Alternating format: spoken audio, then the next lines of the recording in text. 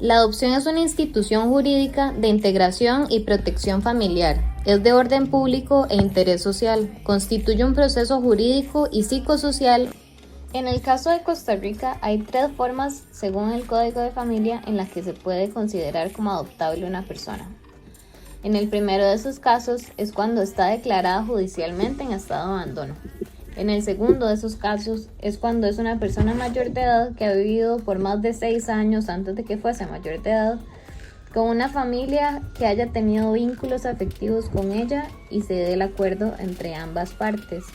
Y por último sería una persona menor de edad cuyos padres lo hayan consentido ante la autoridad judicial correspondiente. Estos deben aceptar la entrega de desprendimiento y un juez debe medir si las causas son justificadas, suficientes y razonables para que se dé la entrega del menor. En el caso de Costa Rica podemos ver 2 opciones de adopción. Puede ser ya sea de una forma conjunta, es decir, una pareja estable, o de forma individual, es decir, una persona sin pareja, pero que tenga un hogar estable. La persona adoptable puede ser adoptada a nivel nacional por personas nacionales o a nivel internacional por adoptantes extranjeros. ¿Quiénes son estos adoptantes extranjeros? Son personas sin domicilio en el país que pueden adoptar de las formas establecidas anteriormente a una persona menor de edad que haya sido declarada por la autoridad nacional competente como apta para la adopción. En el caso de las adopciones es importante contemplar que los rigen muchos principios. Dentro de estos podemos contemplar los primeros 3, que serían el interés superior del niño, que según nuestra sala constitucional significa que siempre debe prevalecer el interés del menor sobre cualquier decisión. El segundo de estos sería el principio de subsidiariedad, que significa que primero se debe buscar a nivel nacional la posibilidad de adopción del menor antes de buscar en el extranjero para que éste no se vea obligado a adaptarse a una nueva cultura y salir de su ambiente, asimismo de alejarse de todo lo que conoce. Y por último, es importante que hablemos del principio de universalidad, que significa que todos los niños por igual tienen derecho a acceso a todos los derechos y protecciones que puedan tener. Por otro lado, podemos ver otros principios como el principio de integralidad de los derechos, en el cual se ve cómo los derechos de los niños son indivisibles, interrelacionables, inalienables e irrenunciables, así como tienen todos la misma jerarquía. También existe un principio de autonomía progresiva en el ejercicio de los derechos. Significa que cada vez la idea es que los niños estén más protegidos y no se retroceda en su protección. Por otro lado, tenemos el principio de participación, que busca que los menores de edad sean parte del proceso de adopción y tengan derecho a opinar sobre las decisiones que van a afectar en su vida, así como otros principios como la igualdad de derechos de oportunidad y la no discriminación. Principios que comentamos anteriormente son la base de distintos tratados que regulan a nivel internacional este tipo de adopciones. El primero de estos tratados se trata de la Convención de La Haya sobre la protección de menores y la cooperación en materia de adopción internacional. Esta convención de 1986 tiene por objetivo el establecer garantías para que las adopciones internacionales tengan lugar en consideración al interés superior del niño y al respeto de los derechos fundamentales que reconoce el derecho internacional. Además, instaurar un sistema de cooperación entre los estados contratantes que asegure el respeto a dichas garantías y, a consecuencia, prevenga la sustracción, la venta o el tráfico de niños.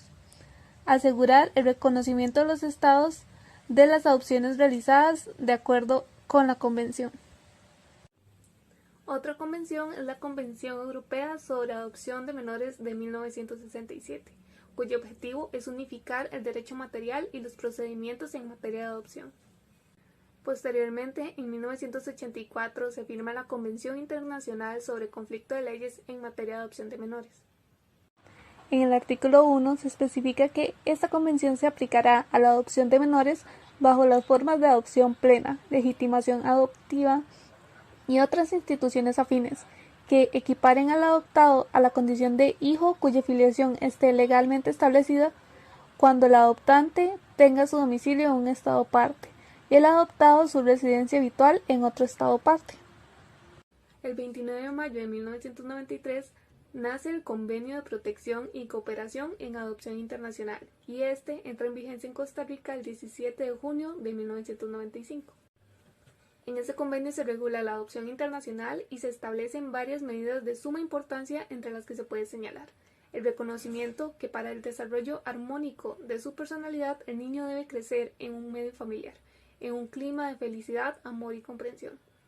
Además, que cada estado debe tomar con carácter prioritario medidas adecuadas que permitan mantener al niño en su familia de origen.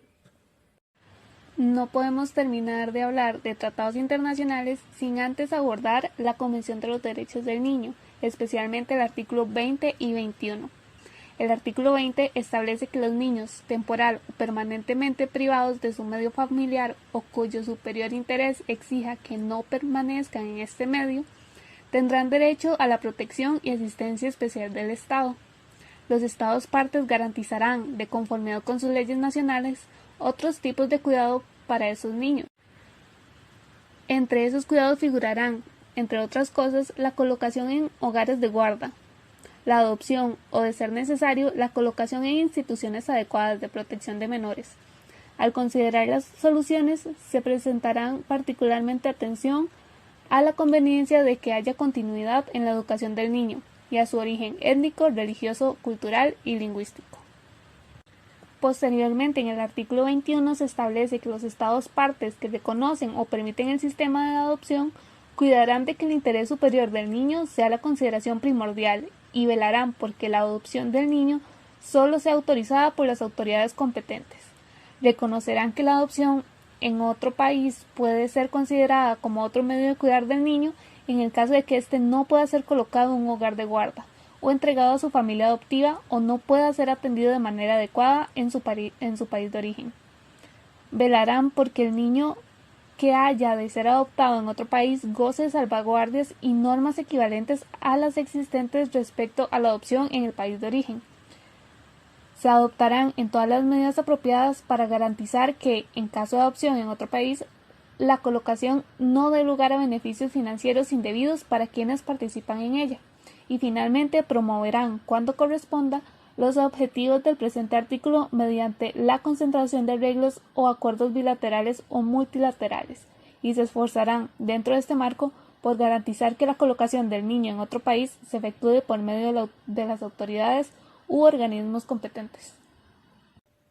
La cooperación judicial internacional, en razón de estas adopciones internacionales, debe tomarse con un carácter excepcional y subsidiario, ya que se pretende preservar el derecho del niño y de la niña a proteger su identidad, biología y patrimonio social, cultural y geográfico. Las convenciones mencionadas llaman a las autoridades centrales a cooperar entre ellas y promover esta cooperación. Esto para asegurar la protección de los niños adoptados y alcanzar los demás objetivos que tienen estas convenciones. Las convenciones adoptadas llaman directamente a tomar todas las medidas adecuadas a los estados para crear nueva legislación en materia de adopciones internacionales y suprimir los obstáculos para su aplicación. Además, proporcionar información de sus estados en materia de adopción y otras informaciones generales, tales como estadísticas y formularios. El llamado a cooperación internacional a las autoridades públicas se da también para evitar y prevenir beneficios materiales indebidos en relación a una adopción y para impedir toda práctica contraria a los objetivos de dichas convenciones. Los estados están encargados de acompañar en cada momento no solo al niño, sino a los futuros padres adoptivos, y deberá generar informes relativos al niño y a los futuros padres para plantear una colocación que obedezca al interés superior del menor. Pasos para que una persona extranjera pueda adoptar a un menor según la Ley de Adopción de Costa Rica. Paso 1. Solicitud en el país de origen de la declaratoria de idoneidad. Contactar al organismo que funge como autoridad central del país de origen conforme a lo dispuesto en la normativa interna del respectivo país y las disposiciones costarricenses. En el caso en que la autoridad central determine que la familia es idónea, emitirá una declaratoria de idoneidad. Paso 2. Comunicación entre entidades. La autoridad del país de origen se comunica con la Oficina de Adopciones del PANI con el fin de solicitar la remisión del formulario oficial de adopción internacional, así como la declaratoria de idoneidad. Paso 2. Paso 3. Rellenar la solicitud de adopción. ¿Qué debe incluir esta solicitud? El artículo 118 establece que toda solicitud deberá contener nombre, edad, nacionalidad, estado civil, profesión u oficio, domicilio y residencia habitual de los adoptantes, número de cédula o pasaporte en caso de extranjeros tanto del adoptante como del cónyuge cuando éste deba dar su asentimiento. Nombre, edad, nacionalidad, domicilio y residencia habitual del adoptando. Nombre, estado civil, profesión u oficio y domicilio del padre y la madre consanguíneos, los depositarios judiciales o los tutores del adoptando. Descripción de los hechos que motivan o justifican la declaratoria de abandono con indicación de la prueba pertinente y el fundamento de derecho y finalmente un lugar para recibir notificaciones. Junto con la solicitud se debe entregar una certificación de la sentencia firme de la declaratoria de abandono cuando proceda, certificaciones de nacimiento de los adoptantes y del adoptado, certificación de matrimonio de los adoptantes o del estado civil del adoptante si la adopción es individual, certificado reciente de salud de los adoptantes, inventario si el adoptado tiene bienes o si no los tiene la certificación respectiva, certificación de cuentas finales de administración del tutor o el depositario judicial aprobada por el juez competente cuando proceda, certificación de salario o de ingresos de los adoptantes, certificación del registro judicial de delincuentes expedida a nombre de los adoptantes o del órgano competente en el caso de los extranjeros. Y finalmente, una traducción oficial de los documentos que comprueben los requisitos del artículo 112 de este código cuando se trate de adoptantes sin domicilio en el país. Paso 4. Se convocará una audiencia para discutir la solicitud. El artículo 121 de la ley establece que presentada en forma la solicitud, el juez dará audiencia por 5 días a las partes interesadas para que se pronuncie sobre la solicitud y ofrezcan las pruebas de descargo, si es del caso. Paso 5. Se convoca una segunda audiencia oral. El artículo 123 de la ley establece que vencido el término de emplazamiento y resueltas las excepciones previas, el juez convocará a las partes a una audiencia oral y privada, que se realizará dentro de los 8 días siguientes. ¿Quiénes asisten a esta audiencia? Los solicitantes de la declaratoria de abandono, los oponentes, los testigos, los peritos que se hayan ofrecido como prueba de los hechos y los representantes de la persona menor de edad y del PANE. Asimismo, asistirá la persona menor de edad interesada cuando el juez considere que posee el discernimiento suficiente para comprender los alcances del acto. Paso 6. Sentencia. El juez dictará la sentencia correspondiente y, de ser estimatoria, ordenará entregar al menor de edad al PANI para que proceda según lo dispuesto en el artículo 161 de este código. La sentencia se notificará por escrito dentro de los 5 días posteriores a la comparecencia. Existe la posibilidad de presentar una apelación de sentencia. Paso 7. Inscripción de la adopción. La ejecutoria de la resolución o la fotocopia certificada que autoriza la adopción se inscribirá en el registro civil dentro de los 8 días hábiles siguientes a la presentación y se anotará en el margen del asiento de nacimiento del adoptado en el registro de nacimientos. Se sustituirán los nombres y los apellidos de los padres consanguíneos por los de los padres adoptantes.